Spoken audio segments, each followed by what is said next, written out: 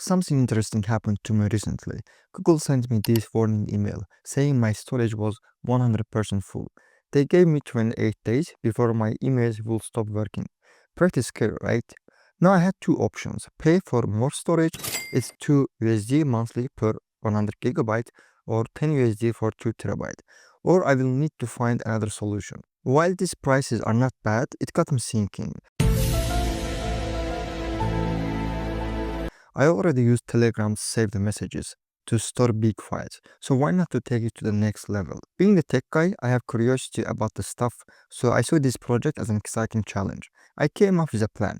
I will create a private Telegram channel that only I can access, add a Telegram bot as an admin, and then here's where it gets interesting. I'm gonna use both Google Drive and Telegram APIs to automatically move my files from Google Drive to Telegram. Once the files are safely in Telegram, the bot will clean up by removing original files from the Google Drive. I will create Amazon scheduler which will run this code weekly. Simple but effective, right? Let me show you how we can build this. First, we'll create Telegram bot using bot father. I will choose new bot, give it a name, drive to Telegram storage bot. Once the bot is created, I will copy bot token because we'll need it for authentication later on. Then I will create a new private channel. I will call it as Drive to Telegram. Once the channel is created, from the channel settings, we will choose administrator and we'll add our new Telegram bot as an admin to this channel. Lastly, we also need the ID of this channel. When you open channel in Telegram web version, you will see it is ID. Everything after the hash sign is an ID. I will copy this ID to my notepad. Now we need to get authentication tokens from Google. From Google console, I will create a new project, call it as Drive to Telegram Storage. In this project, we will search for Google Drive API and enable it.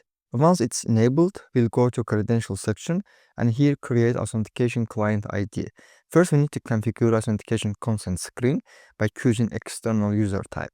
Fill out important fields such as application name, Google email, and of course we need to add developer contact too. Once it's done, save and continue. From credentials, we'll create authentication client ID. As an application type, choose desktop application, give it a name, and then create. After it's created, we're gonna download credentials as a JSON file. I have written a simple Python script to get initial Google tokens like token and the refresh token. You will find this script in the description. I will copy downloaded JSON file and rename it as credentials.json. Then I will create a virtual environment, activate it, and download the needed library, which is Google library. Once it's installed, I will run the script and it will open new browser window to confirm authentication. But as you see that we receive access denied error, which says this app can only be accessed by the testers, approved by the developers. So we're gonna go back to Google console and add our email as approved test user. Then just go back to VS Code and run the script again. I will choose continue and continue. Then as you see that the authentication is successful. Once the code runs, it will create token.json file which stores all the credentials we need. I'm gonna use Amazon Lambda to upload files to my Telegram channel. For those who don't know what AWS Lambda is, basically it's a serverless computing service that lets you run the code without managing servers. You upload your code and Lambda takes care of everything. You only pay for the actual compute time used when your code runs. There is Lambda free tier, which includes 1 million free requests and 400,000 gigabit seconds of compute time per month. So this free tier should be enough for our purposes. I have written a Python script to automate this process. I will put GitHub link in the description to access all the files. But what does this script do? So basically, it uses environment variables for authentication with both Google Drive API and Telegram bot API. We have main class, which is called Drive to Telegram transfer. This class handles main operations. So I'm gonna show you. First, it's getting list of files from Google Drive. Then it's gonna process and download all the files from our drive and temporarily store them in TMP directory of AWS Lambda. Then it's gonna upload all the files to Telegram. And lastly, if uploading was successful, then it's gonna remove all the original files from Google Drive. Let's go to AWS console. I'm gonna use Lambda service. Here we're gonna create new function. I'm gonna call it drive to Telegram Lambda.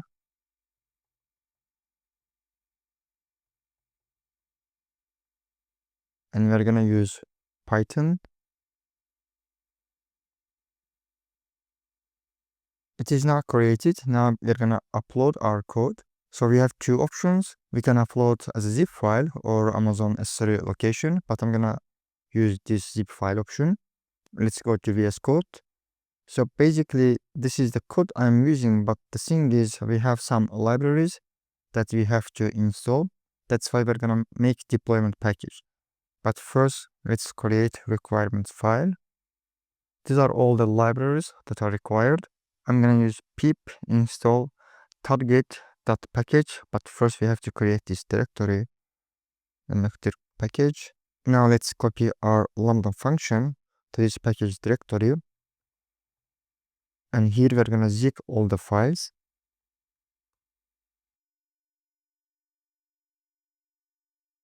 Now let's go to console. We have to upload our zip file. Upload was successful. Let's refresh the page. The next step is to create all the environment variables. I'm gonna go to this configuration tab, environment variables, and we're gonna add all the environment variables. When adding Telegram channel ID, you have to add 100 in the beginning of this ID, otherwise it will not work. So everything is added. I took all these values from this token.json file. I'm gonna save it. You can test your code by creating test event, but what we're gonna do is we're gonna create event bridge rule. I'm gonna call. So we're gonna use this service. We're gonna create schedule which will trigger our AWS Lambda function. So let's create schedule. I'm gonna call it drive to Telegram schedule. Then today is 28 and let's use 2030. So flexible time window, it is off. Next, we're gonna choose AWS Lambda. Then we're gonna select our function, which is drive to Telegram. Next, none. So I think everything is okay. Let's create a schedule. Now we are gonna go to Lambda. When our Lambda function is triggered, we can see in this monitor section. Basically here you're gonna see invocations, the duration that it took to run, then error count, success rate, and some different graphs as well. You can also check CloudWatch logs. We can see in the monitoring session it is already run. So what we can do is we can view CloudWatch logs to see if any files transferred. Okay, now we have one log streams registered. It started around 1837. Then our log received getting list of files from drive, found 0 files to process. So basically the Lambda function is triggered and it works. But the problem is we didn't have any file in our Google Drive. So let's go there. Yes, we don't have any files. I'm gonna upload one file. I just uploaded simple this requirements.txt file. Now let's go to our scheduler and let's edit the time one more time. So I'm gonna set it 42.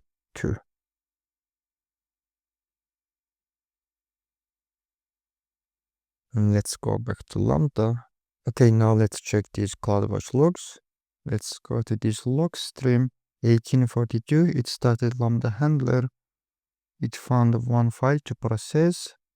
It processed the file, downloaded this file, then uploaded to Telegram, and then it should delete that file as well. Anyway, now let's open our Telegram. Yes, as you can see that it says uploaded from Google Drive on 2024. And if we check the Google Drive, let's refresh it. This file should be deleted. Looks like the file is not removed from Google Drive. Let's check the function actually. We can test it. Let's go to test. Let's create some test event. Let's test it. Okay, looks like you had some errors. That's why it is not deleting the file. The task timed out. Let's go to configuration. Okay, the timeout is 3 seconds. We're gonna increase it. Let's increase it to 3 minutes, 3 seconds. Let's test our code one more time. Yes, now it is successful. And if we go to Telegram, it uploaded our requirements.txt file. If we go to Google Drive, now the file is deleted. And you can also edit this schedule to run weekly, daily, hourly, or however you want. But we have one problem with this Lambda function actually. Because in the configuration it says that the timeout, so let me edit this one. And if we increase timeout to, it says the maximum timeout is 15 minutes. Basically what does it mean is, when you're running your code is gonna run only 15 minutes. But let's say that you have some big file in your Google Drive. Let's say that 5 GB of file. So it's gonna take a long time to download and upload it to Telegram channel. But since the maximum timeout is 15 minutes, it's gonna give you error. So 15-minute timeout may not be enough for uploading large files. Also, Lambda has 512 megabyte of TMP storage, temporary storage, but you can of course increase it to, I think it was 10 gig. Yes, here it says that you can increase it to 10 gigabytes, but you have to pay for it. Anyway, it looks like this Lambda function is not the right way for our purpose. So that's why instead of Lambda, we can use Amazon EC2 instance on running Elastic Container Service or Amazon Fargate for like containerized approach. I think the best option is to use Amazon Fargate because it's similar to Lambda. It is also serverless. And since our code will run only daily or weekly, we don't need to spin up any EC2 instance and keep it running forever just because of our daily running code. So let's set up this process. We're gonna use Amazon Fargate, but first we have to create repository. You can use also like Docker Hub, but I'm gonna use Amazon Elastic Container Registry. We're gonna create repository. Let's call it drive to Telegram repo. And go to your repository. Here you're gonna see these push commands. Basically, we have to log into our repository. Then we're gonna build but first, of course, we have to build the Docker. The Docker image. So what we're gonna do is we're gonna go to our code. I'm gonna create new file. Let's call it fargate.py. This is our code. Basically, I have adjusted this code to work with Fargate. So we removed all the Lambda related stuff, but you can check it in my GitHub repository. I'm gonna create Docker file as well. Basically, we're gonna use this Python image. We're gonna create app directory. We're gonna install all the dependencies, and we're gonna copy this requirement.txt. Here I'm gonna add one more package, Python date utilities 2.8.2. So this is the requirements, and we're gonna install all the packages from requirements file. Then it's gonna copy this Fargate file, and then it's gonna run this script basically. First, let's follow these options. It says we have to log in to the ECR. Okay, login is successful. Then we have to build our Docker image. I'm gonna run this command. Okay, we are in the wrong directory. Let's run it one more time. We have to save it. Then let's run it. Okay, image is built. Then as a next step, we have to tag our image. And then we have to push it our repository. Like container registry. So the image is pushed to our repository. Let's check it. Refresh.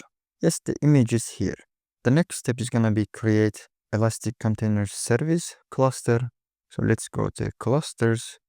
We're gonna create new one. I'm gonna call it drive to Telegram cluster.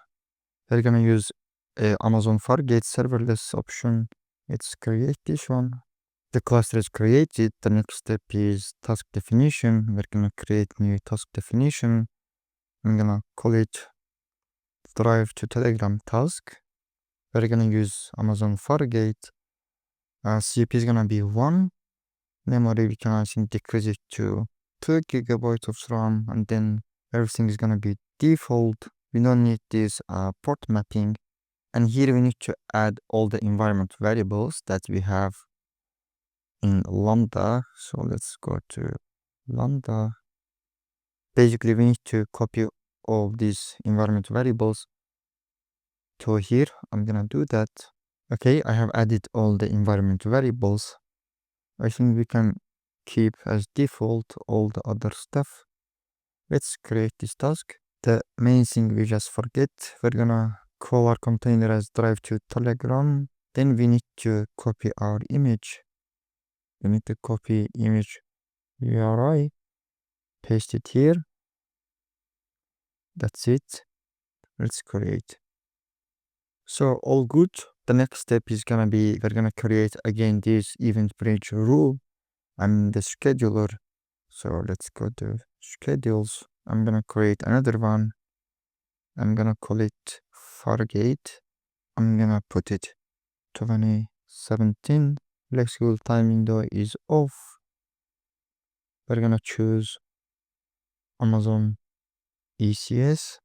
From here, choose the cluster, then choose the task. Which revision? We're gonna choose the latest one.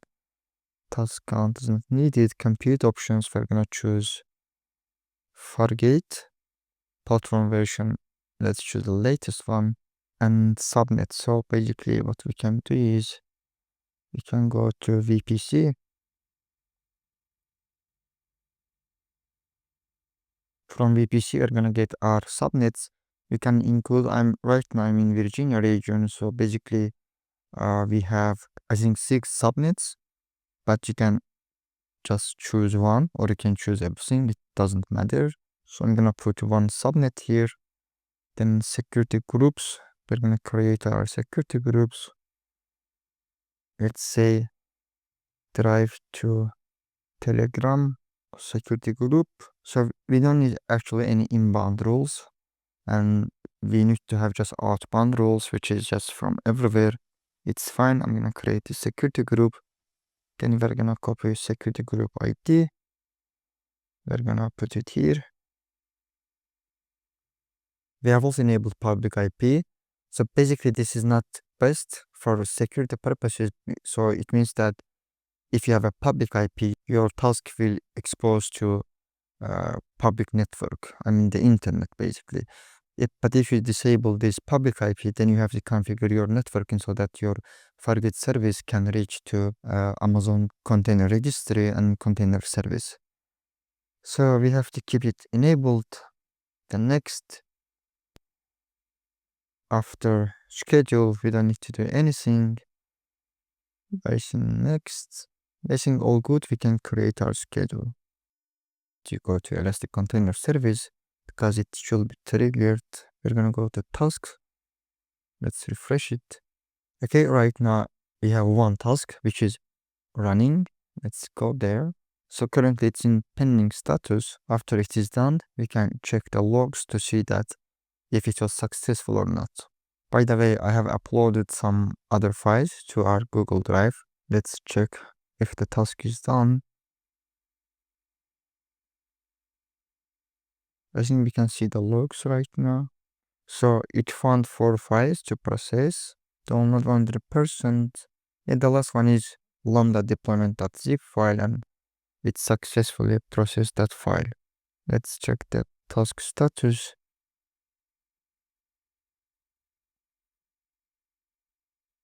Yeah, it is stopped. Basically, it is done. So let's check our Telegram channel. So we have Docker file, Fargate.py, Lambda function, Lambda deployment. So everything works correctly. Let's check the Google Drive. Let's refresh the page. So, and everything is deleted from our Google Drive. Okay, looks like everything is okay. The last thing is what you can do. We can just adjust this schedule to run your code daily or weekly or once in a month. It doesn't matter. The next step, what you can do is you can also adjust the code. For example, let's go to Fargate.py. Here in the end of the process, we are removing everything, right? Basically, we are removing all the original files from Google Drive, but you can disable this option as well. So basically, you're gonna sync your Google Drive with your Telegram channel. Anyway, it seems we have done our work, so everything is okay, everything works. But I don't recommend to upload your files to Telegram servers, because the issue here is that the Telegram servers are fragmented and your data will be spread across the globe in small packets, and the Telegram servers glitch out a lot, I think, and lots of people lose accounts and chat without any way to query it. I wouldn't recommend using this Telegram storage for this purpose. I think this is a really bad idea to upload all the important files to Telegram servers. And also you have to remember that if anything is provided for free, then there should be some problem, because nothing is free in this world. Anyway, that's all from my side. See you in the next video. Bye bye.